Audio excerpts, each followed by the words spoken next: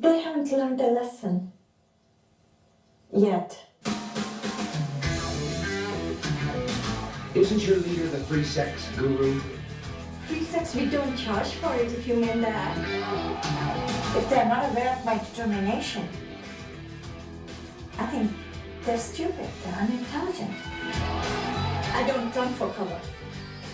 And a person like you, make me run for cover? Oh, that's a joke.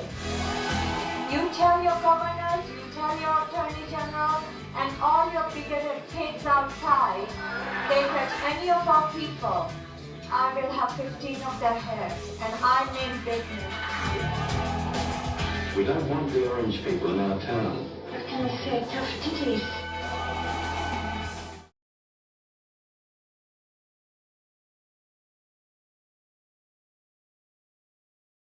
Ladies and gentlemen, this is Ma Anand Sheela on the PVT Show, only for you.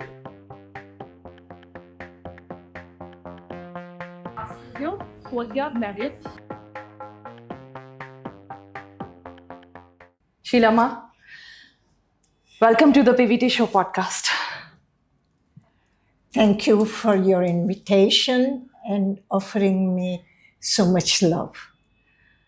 I cannot even begin to tell you that I had fallen in love with you the moment you appeared on the WildWildCountry and it was your frame. And honestly, my expectation was totally different. If I didn't take measures to protect our community, no one else would do it.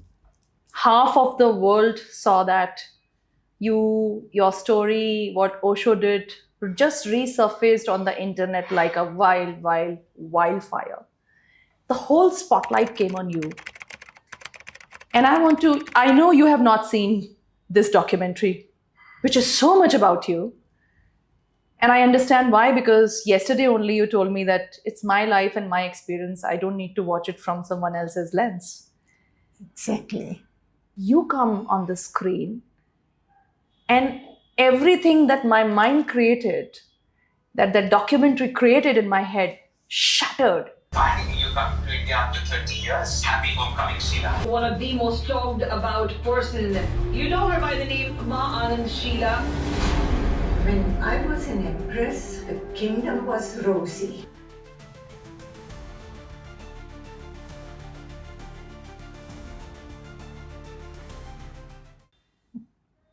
This is a loving moment. Absolutely loving moment, yes. I agree with you. My life's experience with Bhagwan was no different. And that's why I know and I accept your love in my heart. When I look at your life, the rise of Sheela, the fall of Sheela, and then resurrection of Sheela, and that too for the social impact. That is a natural way. The river comes from the mountains, goes through all the experiences, and then spreads out to the world. That is natural order. And I'm happy I listened to this natural order. I did not go against the flow of it. I accepted ups and downs with grace, came out of it without blaming anyone, and proved to the world that I can still stand up on my own feet. The feet that I had stood up near Bhagwan. Yeah. And it is very romantic. Yeah. Some of ups and downs were very romantic. So ups and downs if you take it with the right perspective, right dimension, it can become a master of master, and it can bring immense wealth of patience and love.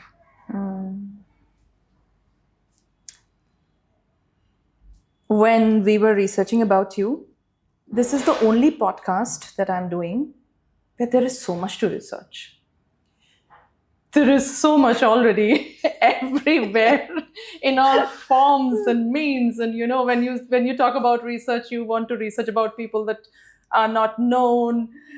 You have to find, you have to go within the boundaries which are not sometimes permissible, and you have to deep down and hear everything. Your whole life is in front of people. Through this conversation, I was thinking, what can I do different? What is it that you have never spoken? What is it that is the side of Sheela?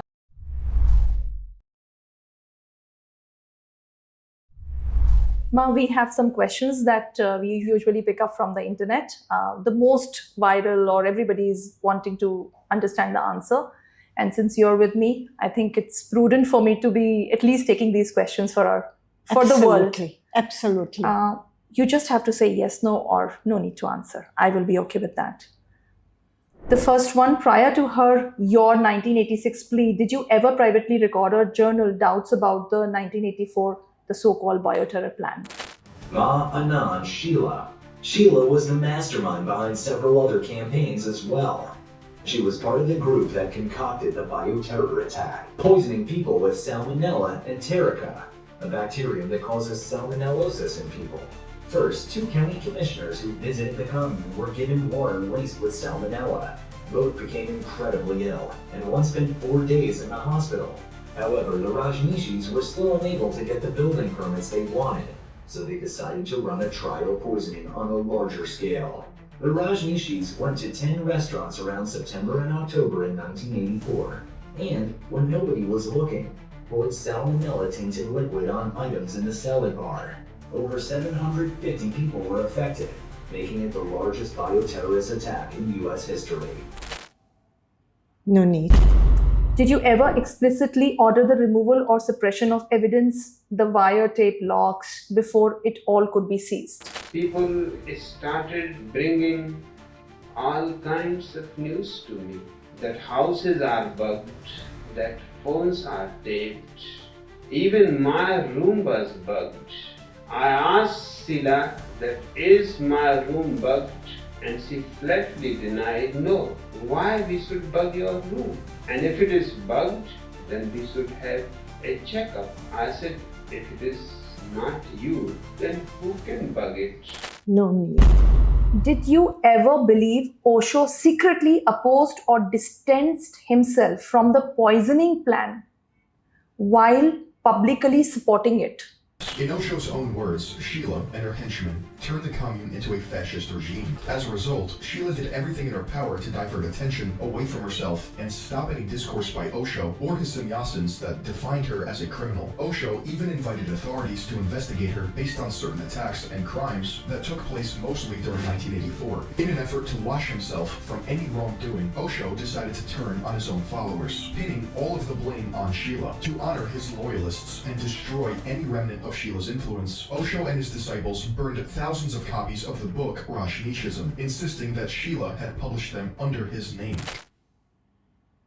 Nonsense.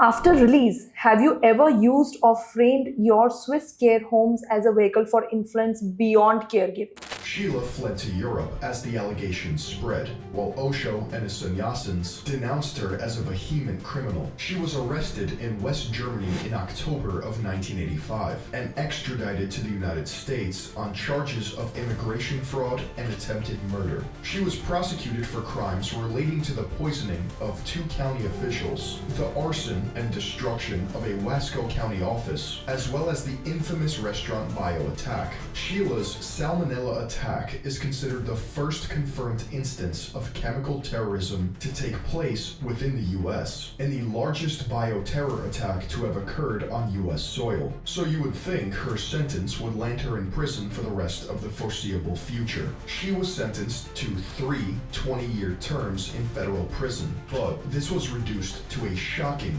4.5 years. As a cherry on top, she was released after just 3 years in prison on good behavior. After her incarceration, Sheela fled back to Europe and moved to Switzerland, where it's believed she still lives today. Sheela runs 2 nursing homes for the elderly suffering from diseases such as dementia, which was explored in depth through the documentary.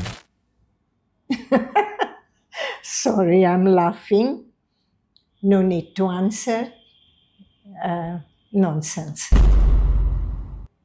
Did you ever encourage or ignore sexual misconduct in the Rajneeshpuram community that wasn't publicly exposed?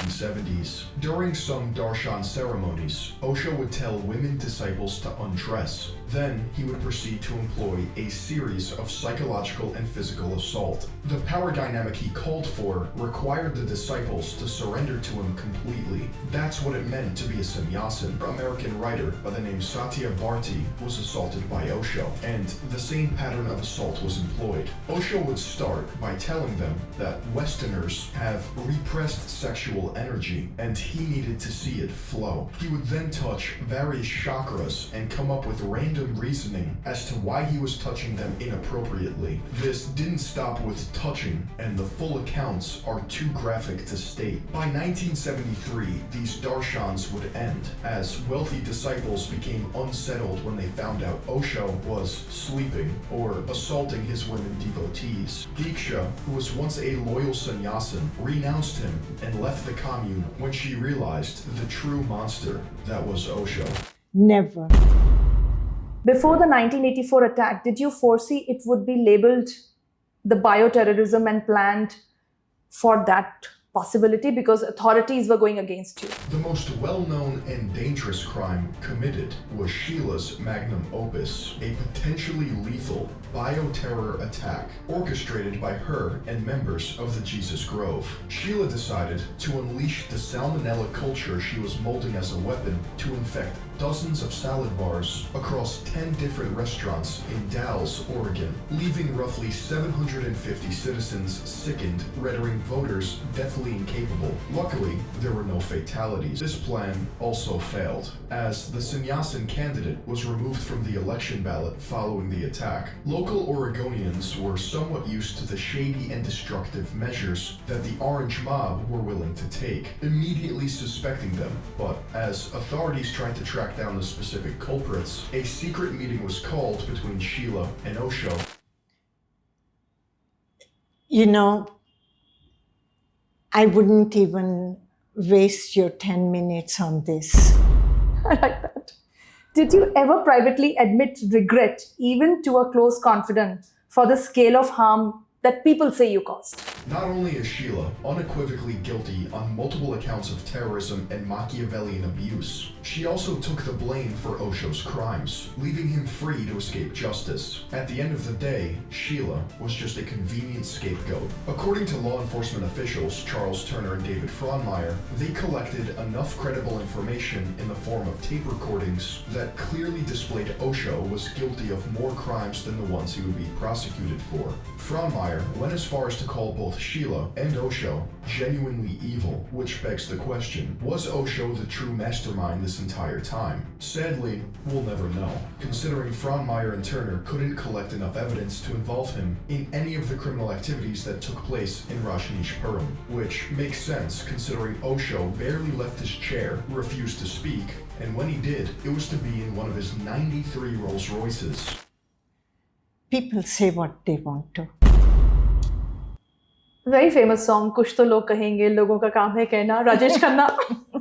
Did you ever try to suppress or block the Netflix WildWildCountry team from interviewing former sannyasis or victims? Sheela believed in Osho's prophecy to the point in which requirements were put in place, forcing sannyasins to wear rubber gloves, condoms, and abstain from kissing. Whether she was pretending to play along, or she truly believed in Rajneeshpuram's new holy text. Never. For how long they interviewed you? Netflix? 5 days, morning 9 o'clock till evening 5 o'clock with 2 small breaks. After the Oregon trial, did you try to influence anybody, authorities, India, abroad to block investigations into finances or operations?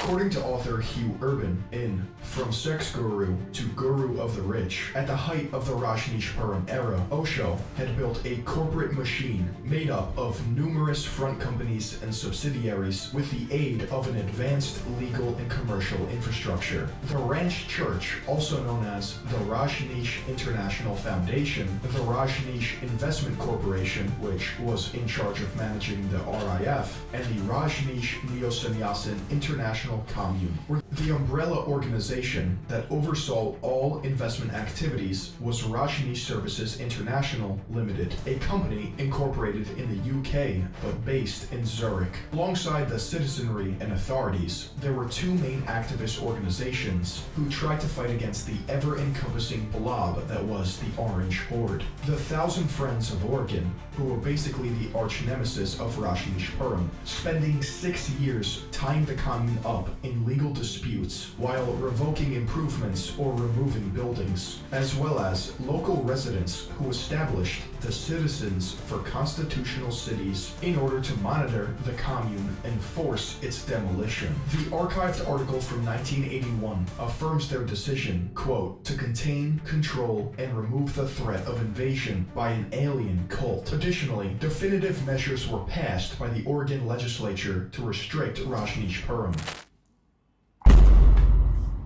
Do you currently support a real public reconciliation process with the victims of Dallas? Do you?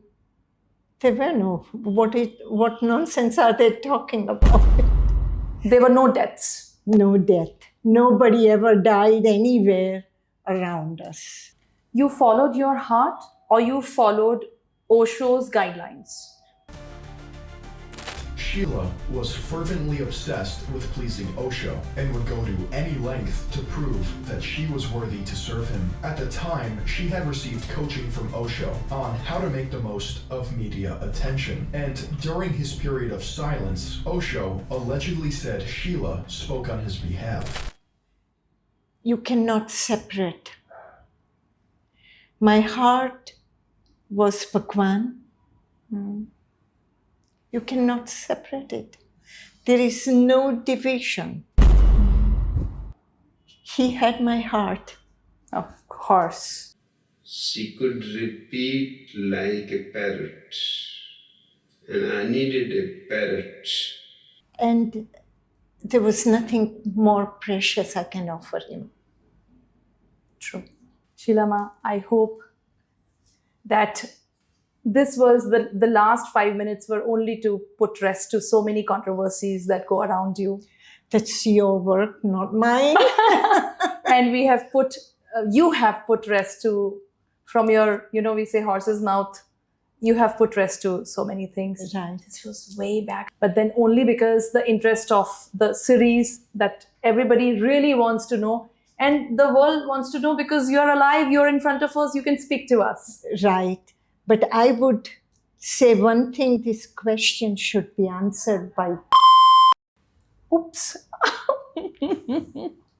No, really, it is applicable to him with immigrants, what he's doing to immigrants and all that. Yeah. What he's doing to his opposition. I think my feeling is these people have not understood whole moment.